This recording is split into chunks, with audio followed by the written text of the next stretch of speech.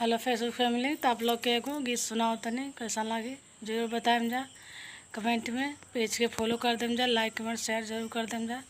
Video पसंद आए तो क्या कि पेज के फॉलो कर देम जा हमारा, तो आप लोग के अच्छा अच्छा गीत सुने के मिली। तो चलिए सुनाओ तनी आप लोग के।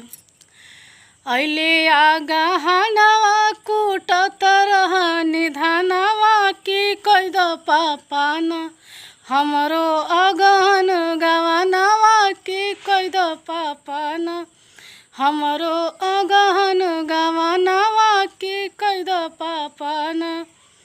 कैसे के करी बेटी तोहरो गवनवा की स्वामी तोहरे न, बाड़े लड़िका नदनवा के स्वामी तोहरे न।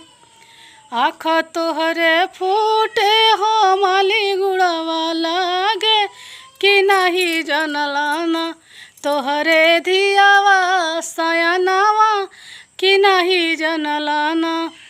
अइले आगहनवा कूटत रह निधानवा की कई दो चाचाना, हमरो अगहन गवनवा की कई दो चाचाना।